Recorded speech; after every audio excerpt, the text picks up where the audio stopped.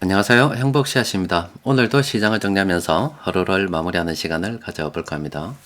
오늘 우리 시장은 코스피도 코스닥도 상승 마감했습니다. 코스피는 0.11%, 그리고 코스닥은 0.9% 상승 마감했습니다. 시장 수급을 들여다보면 코스피, 코스닥 둘 다 그 외국인하고 기관들이 동시에 순매수를 했습니다. 수급을 업종들로 들여다보면은 외국인들은 늘 하던 대로 계속 이렇게 많은 업종 순매수를 하면서 물량을 매집을 하고 있습니다. 그리고 기관들은 뭐 오늘은 좀 산발적인 움직임 보이고 있어요. 우리 시장을 이끌어가는 그 뭐 수급의 주체라고 하면은 뭐 외국인들 이외에 뭐 대적할 만한 세력들이 없기 때문에 우리는 계속 외국인들이 물량을 매집하는 업종에 있는 그 종목들 중에서 뭐 수급이 괜찮고 또 총을 쏠 만한 위치에 있다 그러면은 뭐 형편되는 대로 계속 물량을 모아가는 게 훨씬 더 유리하다 볼 수가 있겠지요. 현재 시장에서는 미국의 4월 소비자 물가 지수가 어떻게 되는가 좀 관심을 가지고 보고 있습니다. 시장에서는 지난번보다는 조금 낮은 3.4% 정도로 예상을 하고 있어요. 또 카페에서 말씀드린 대로 미국의 물가가 중요한 것은 연준이 금리를 결정하는 데 있어서 물가를 또 참고하기 때문에 그런 겁니다. 또 그리고 또 연준의 기준금리가 결정이 되면은 전체 달러의 이동 방향에 대해서 우리가 한번 생각해 볼 수 있기 때문에 미국 물가를 관심을 가지고 살펴보는 겁니다. 그래서 여러분들께서 이거 자세히 보시면은 이쪽은 거의 3%대 물가, 그리고 이쪽은 4%대 물가입니다. 연준에서 한 2% 물가 목표 2% 정도까지 쭉 떨어지는 걸 잡고 있다 그러죠. 우리 한국은행도 2% 이렇게 정도까지 물가가 갈 수 있도록 관심을 가지고 살펴보고 있다 그러는데 뭐 좀처럼 2%가 오지 않습니다. 조위에서 계속 놀고 있죠. 저렇게 물가가 계속 높은 것은 일단 뭐 돈이 많이 풀려서 그런 거 아니겠습니까? 또 공급도 충분히 된다 그러면은 또 괜찮을 수도 있는데 지난 코로나 때 유통이 좀 많이 망가져 버렸고 또 지금은 전 세계에서 크게 보면은 전쟁이 두 곳에서 일어나고 있습니다. 하나는 저 우크라이나하고 러시아 쪽에서, 또 하나는 저 팔레스타인하고 저 이스라엘, 또 이란까지 지금 개입이 돼 가지고 있고, 언제든지 뭐 중동 전체에 뇌관이 될 만한 참 불안한 상황을 이제 우리가 경험하고 있는 중입니다. 이렇게 불안하다 보니까 참 돈이 많이 풀린 데다가 공급까지 잘 안 되고 하다 보니 물가가 좀처럼 잡히지 않는 건데, 안에 아마 앞으로도 계속 물가는 잡히지 않을 거라고 봅니다. 뭐 카페에서도 계속 말씀을 드렸죠. 그런데 오늘 제가 여러분들께 뭐 이런 화폐 유통 속도에 대해서 잠시 말씀드린 적이 있어요. 우리가 뭐 돈의 관점에서 볼 때, 정부에서 부채 내는 거, 그러니까 재정 지출을 하는 거, 이게 돈이 늘어나는 거예요. 또 그리고 우리가 경제가 발전했으면 좋겠다라고 하는 게 바로 이래 민간 부채가 증가를 하는 겁니다. 우리나라가 민간 부채가 많은 것은 내수가 뭐 좀 작다 보니까 민간 부채에 의존해서 건설 경기에 의존해 가지고 뭐 시중에 돈이 풀리도록 좀 구조를 그랬지 않았습니다. 오랜 기간 하다 보니까 사람들이 이제 부채가 늘어나서 소비 이렇게 떨어지는 문제가 지금 발생해서 계속 기업들한테 이제 돈 더도 이런 이야기들이 나오고 있는 거예요. 또 중앙은행 같은 경우는 전체적인 돈의 양을 이제 통화정책을 통해서 조절을 하게 되는데, 이것만 사실 돈이 늘어나는 게 아니라 돈이 늘어나는 것은 바로 우리가 돈의 회전이 늘어나게 되면은 그 화폐 유통 속도라고 이야기합니다. 한 달에 한 번 이렇게 도는 것과 한 달에 10번 도는 것은 같은 돈이라 하더라도 훨씬 더 돈이 많은 효과를 나타낼 수가 있죠. 그런데 관련해서 여러분들께 달러인데, 달러가 뭐 전 세계에서 가장 중요한 돈이잖아요. 이게 통화 유통 속도를 보면 이게 달러 M2 통화, 또 그리고 요거는 여기 M2 통화고 요거는 이제 유통 속도입니다. 근데 보면은 한 우리로 치면 1990년, 한 97년도 8년대 뭐 이때쯤부터 시작해서 요렇게 보면은 통화 유통 속도가 급격히 떨어지는 걸 볼 수 있습니다. 그리고 특히나 뭐 코로나 때는 뭐 집 밖으로 나오지 마라 했기 때문에 이거 뭐 돈이 거의 돌지 않는 그런 상황이 되었죠. 그러니까 돈이 이렇게 계속 돌지 않는단 말은 돈이 줄어든다 이렇게 볼 수 있잖아요. 돈이 줄어드니까 돈을 채워줬습니다. 무엇으로 채워줬냐면은 뭐 정부 재정 지출도 있고요. 뭐 경제가 발전해서 돈이 늘어나 민간 쪽에서 돈이 늘어난 것도 있는데, 부채가 늘어나서 그런 것도 있는데, 어쨌든 이 돈이 줄어들었기 때문에 이제 그 화폐가 잘 유통되지 않기 때문에 이렇게 돈을 늘려도 그렇게 큰 어떤 영향을 받지 못했습니다. 근데 지금 어떤 일이 벌어지고 있냐면은 돈이 한번 늘어난 돈을 줄이기가 정말 어렵다라고 말씀드렸죠. 왜 어렵냐? 이게 다 부채라서 그렇습니다. 이 부채를 줄여야 되는데 정부는 부채를 갚지 않는다라고 말씀드렸잖아요. 정부는 빚을 갚지 않습니다. 정부는 이렇게 빚이 있으면 돈을 갖다가 더 찍어내 가지고 통화 가치를 떨어뜨려서 그냥 부채가 줄어드는 효과 그런 걸 바라는 거예요. 그 정부는 일단 절대 이제 빚을 줄이지 않죠. 그러면 민간에서 돈이 줄어든다는 의미는 그냥 나가 죽어라 이 이야기입니다. 파산을 의미하는 거기 때문에 그렇습니다. 그러니까 이 돈이 안 줄어든다고요. 돈이 이렇게 늘어나 있는 상태에서 자, 지금 무엇이 어떤 일이 벌어지고 있느냐? 바로 이렇게 통화 유통 속도가 증가하고 있습니다. 여기 지금 코로나 이전까지 회복되는 단계라고 이렇게 볼 수도 있어요. 근데 만약에 이게 이제 추세적으로 이렇게 늘어나게 되면 어떤 일이 벌어질 것 같습니까? 예전에 이때가 우리가 돈을 계속 늘릴 수 있었던 것은 바로 이 통화 유통 속도가 돈이 잘 돌지 않기 때문에 이렇게 돈을 늘려도 괜찮았던 건데 이미 한 번 늘어난 돈은 줄이기 힘든 상태에서 이렇게 통화 유통 속도가 빨라진단 말은 정말로 돈이 기하급수적으로 늘어날 수 있다는 것을 의미합니다. 그 말은 돈의 가치가 정말로 기하급수적으로 떨어질 수 있다는 것을 또 의미하게 되는 거죠.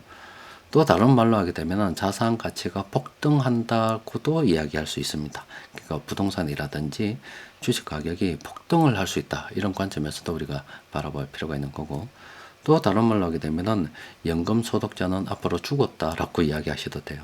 왜냐하면 같은 다 의미입니다. 또 그리고 급여 소득자는 참 어려울 수밖에 없다. 왜냐하면 이 물가가 오르는 속도에 따라서 임금이 그만큼 따라 올라가 주지 못하는 경우가 대부분이기 때문에 그렇습니다.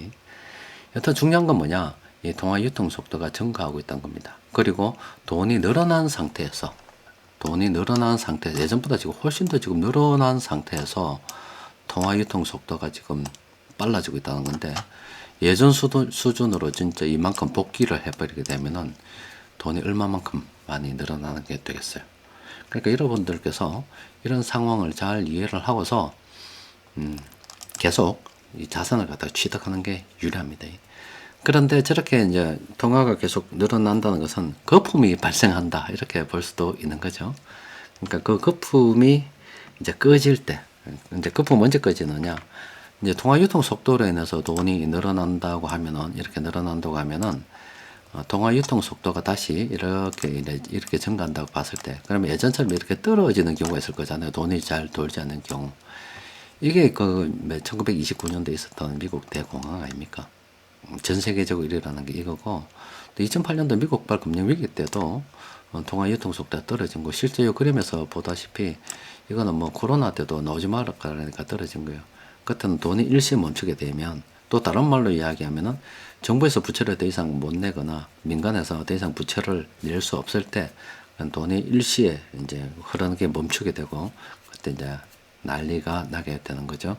그래서 제가 여러분들께 늘 말씀드리는 게, 지금 현재 이런 거품이 발생 중이고 이런 꼭지를 알 수가 없기 때문에 이 어디쯤에서 나는 나간다라고 여러분들께 분명히 말씀드리겠다고 말씀드렸습니다. 혼자만 나가지 않겠다. 같이 나는 나간다 이야기는 하고 나가겠다.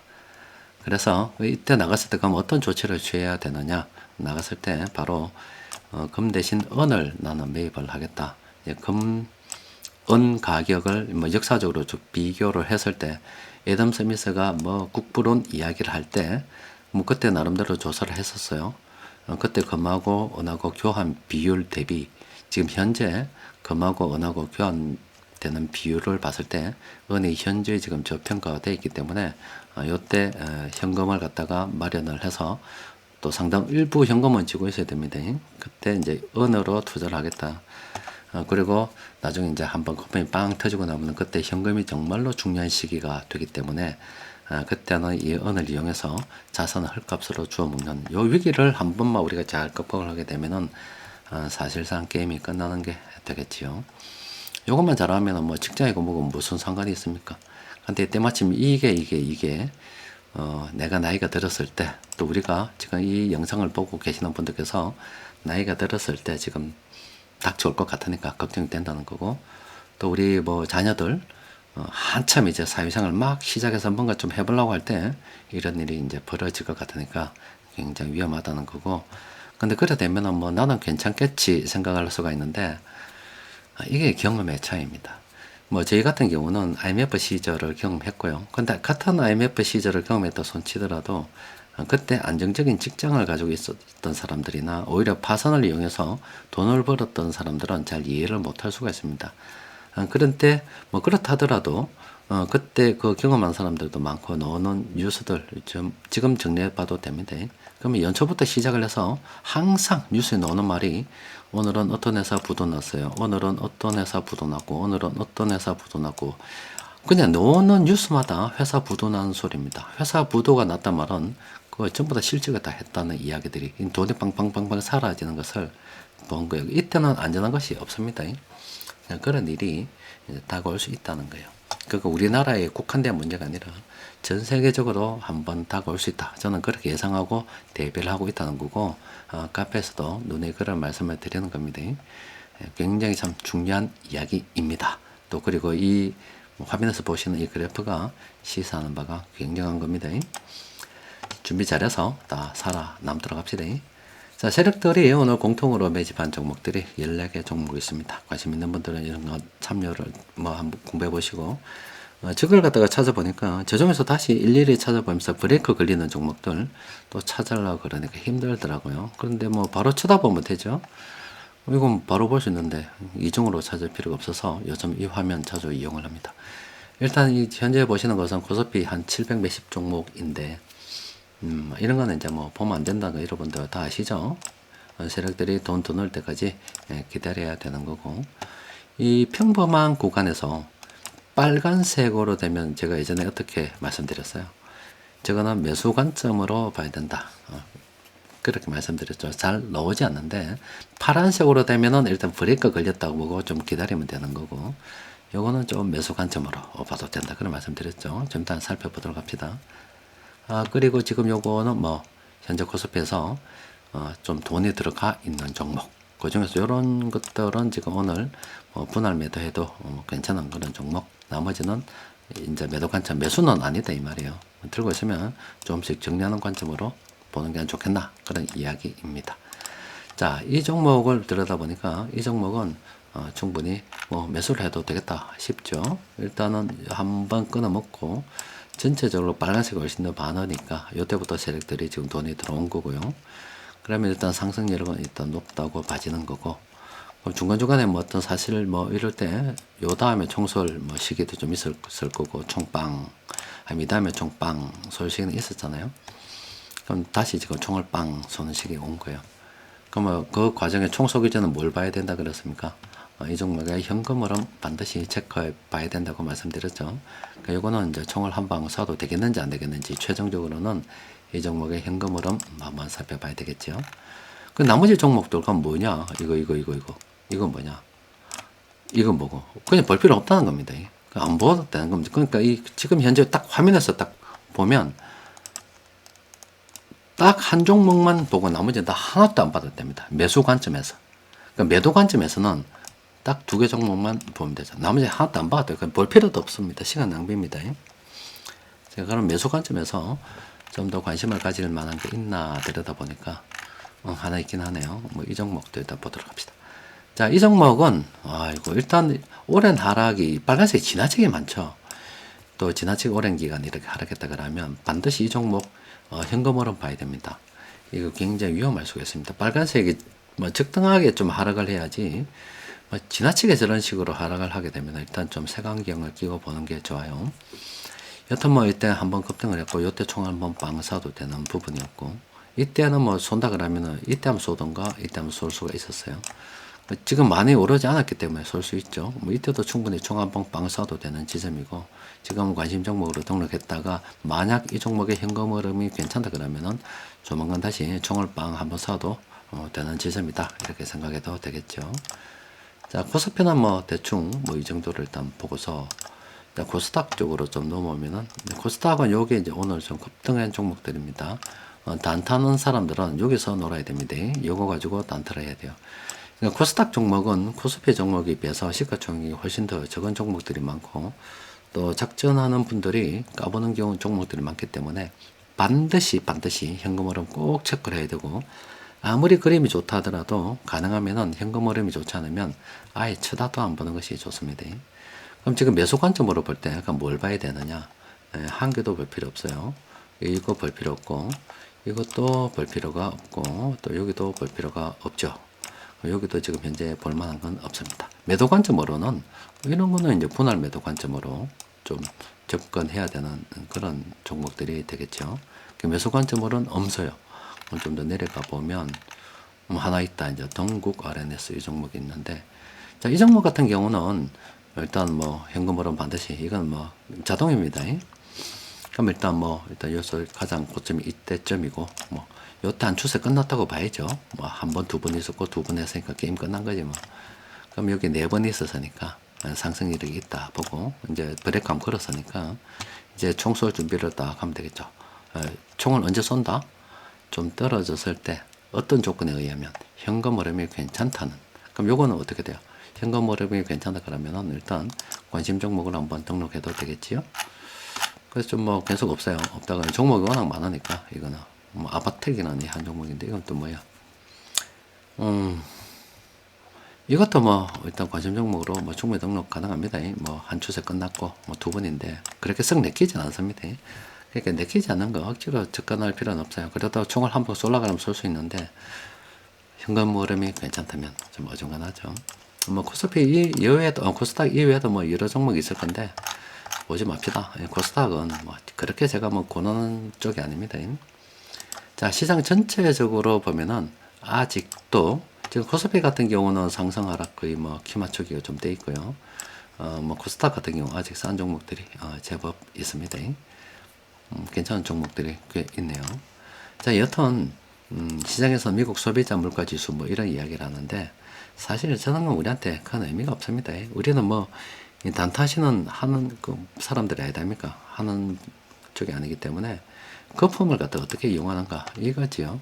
우리가 지금 잘 봐야 되는 이겁니다. 그냥 이게 굉장히 지금 중요한 지표로서 끊기지 않고 정말로 이쪽으로 뭐 간다 그러면 추세적으로 볼 때 굉장한 사건이 지금 벌어진다는 것만 알고 있으면 됩니다. 정말로 한 이 정도까지만 회복을 하게 되면, 예전 수준으로만 회복이 되면 돈이 이만큼 있을 때, 여기 보이죠? 이만큼 있을 때 이 정도 통화 유통이 되는 것과 돈이 이만큼 있을 때 유통 속도가 이렇게 되는 것은 하늘과 땅 차이입니다. 하늘과 땅 차이. 그러니까 100만 원이 한 달에 10번 돌면 1000만 원밖에 안 돼요. 근데 1억이 한 달에 10번 돌면 어떻게 됩니까? 10억이 됩니다. 차이가 엄청나죠. 옛날보다 지금 돈을 얼마나 찍어냈는데, 안 그래요? 훨씬 더 지금 단위가 다릅니다. 이때는 지금 4천도 안 됐잖아요. 지금 뭐 2만이다 아닙니까? 돈이 지금 예전보다 5배 늘어난 상태에서 예전과 같은 지금 통화 유통 속도를 회복해 본다고 생각해 보세요. 어떻게 되겠어요? 돈이 엄청나게 지금 많이 늘어나겠죠. 거품으로 친다면 정말로 엄청난 거품이 일어날 수가 있습니다. 그러니까 요거 준비 잘 하시고, 이때 그냥 살아도 남아야 되겠지만 또 기회로 활용해서 한 번 더 뻥 튀기 하는 그런 준비를 항상 가지고 있어야 되고, 만반의 준비를 해야 되는 겁니다. 자, 오늘은 여기까지 정리하도록 하겠습니다. 이상입니다.